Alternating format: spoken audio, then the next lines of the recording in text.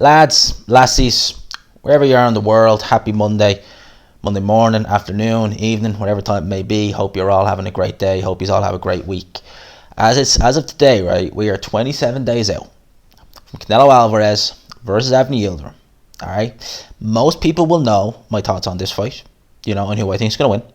But I'm still going to do a preview prediction. I like doing these videos. I like doing this style of video. I don't do them for enough fights. I enjoyed it, but I do enjoy doing this, so I'm doing it for this fight. Okay.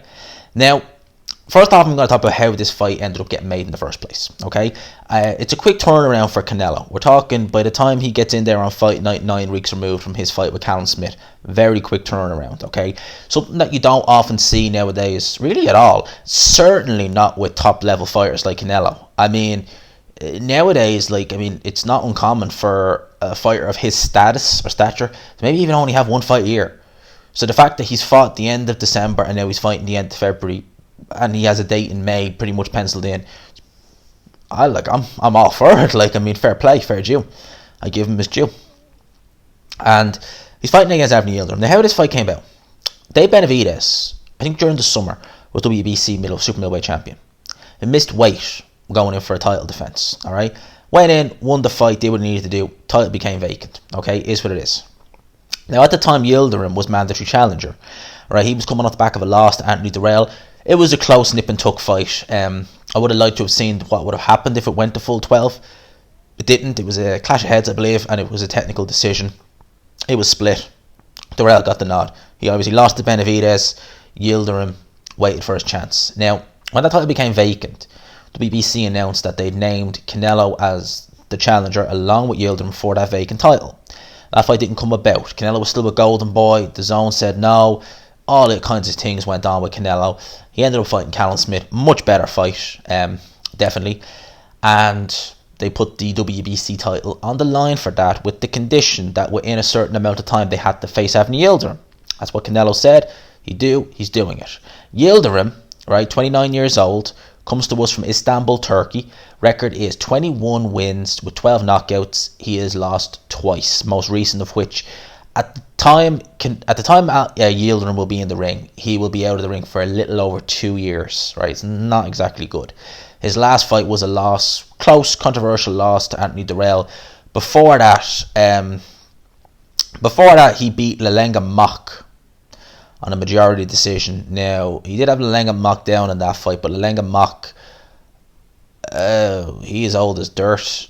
And as I said in one of my other videos, he fought David Haye when David Haye was a prospect. So David Haye is nearly 40 years old and retired. So yeah, not exactly good. Then he had a first round knockout against a guy called Jose Antonio Rodriguez, who was 3-31. Beat Ryan Ford. Ryan Ford was stopped by Joshua Buatsi. This was on points. He won rounds in there, did Ryan Ford. That was back in 2018. He beat Derek Edwards. Derek Edwards is a journeyman in super middleweight, but he's got a first round knockout over Badu Jack. He's one of those journeymen who's deceivingly good. All right, and before that, then he obviously lost to Chris Eubank Jr. He was stopped in that fight in October 2017. It only seems like yesterday. Now that was quite a bad loss. He was down in the first round and he was eventually taken out in the third round. Looking at his resume, there really aren't any names of victories anyway that I would really jump for joy in. He beat Glenn Johnson in 2015. Glenn Johnson, oh my good lord, he was washed up years ago. So that's probably that's probably his best win, Glenn Johnson. But he's big. He's big at the weight, is Avni Yildirim. He's physical. He definitely has. He seems to have a bit of heart there, definitely. But in terms of skill set, in terms of just general ability, the gap is night and day between him and Canelo. Yildirim would be fringe world level / European level. Okay, he is still the mandatory, and Canelo does have to get him out of the way. People look at the Eubank Jr. performance, and I think people look at it and say, well, Eubank Jr. is not necessarily a massive puncher. He's definitely got respectable power, but he's not a massive puncher. Yildirim squares his shoulders, comes forward in straight lines, not much head movement, not much defense, a big target there to be hit. Canelo Alvarez loves that. You know, Canelo Alvarez's back foot game has improved immensely over the years, but Canelo was always looked at his best when he has a fighter who comes, tries to walk him down, squared shoulders. Canelo can land uppercuts, he can land body shots, he can land straight rights. Canelo, very, very hard puncher on the front foot.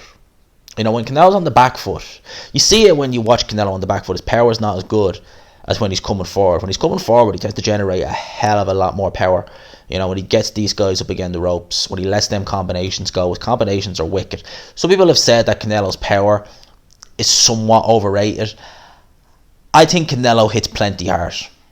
I think even at super middleweight, he hits plenty hard. I think that you need to look at the guys he's fighting.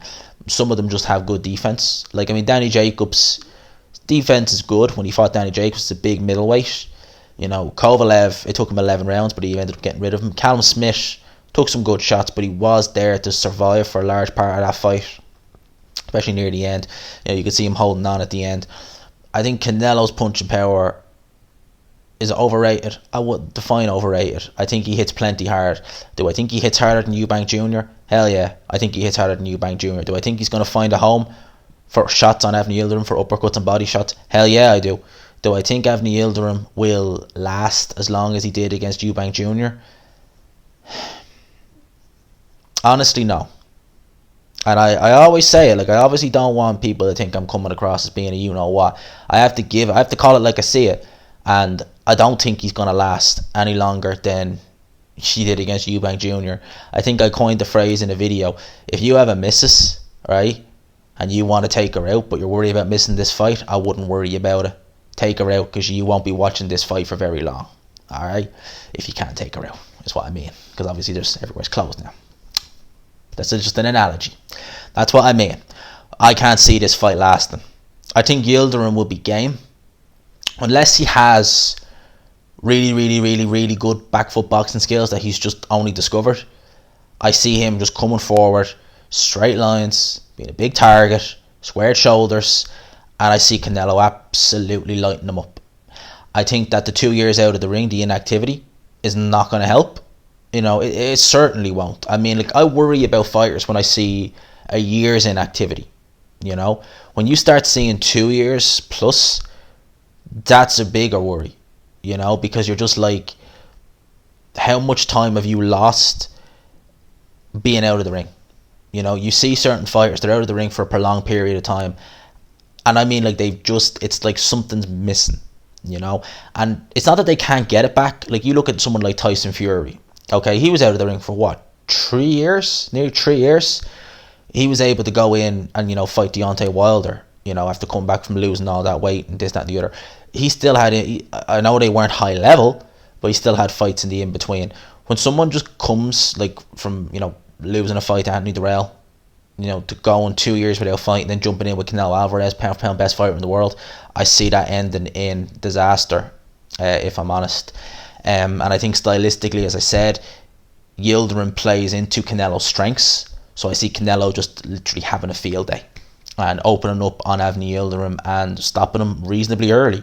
Do I think it'd be a first round knockout? No, but I would bet money. If someone gave me like £5, if someone, like, and I'm not asking for this, but if someone, like, done a super chat and was like, here's £5, put it on Canelo for second round, I'd be like, yes, put it on second round. Now, that's not me saying do it, you know. So if you think it'd be a different round or anything like that, go for it. But if I was a betting man, I'd be betting on maybe second round. Maybe give him a round to just see how it goes, and then he'll probably just lower the boom, basically.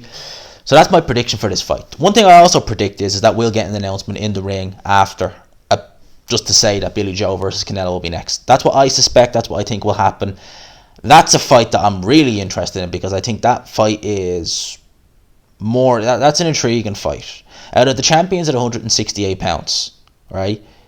Billy Joe and Cala Plant, I give Billy Joe a better chance of being more competitive against Canelo than I do. I think Plant is a fairly routine fight for Canelo.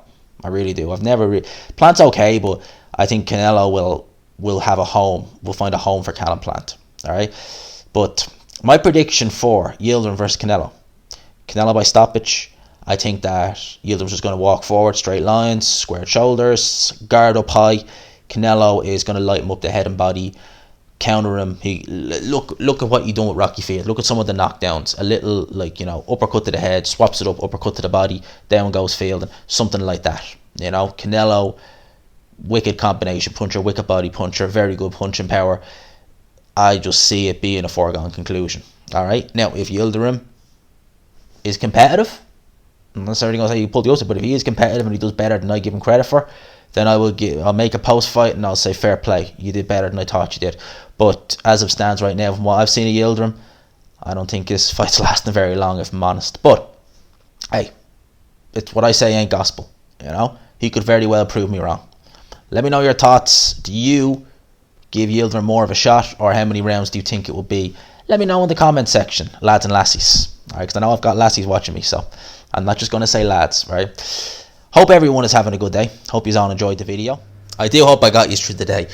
I tell you one thing, between the phone dying, and me having to take outtakes, this video has taken an age to record. It'll only take me a few minutes to edit, but it's taken an age to record. Lads and lassies, hope you enjoyed the video.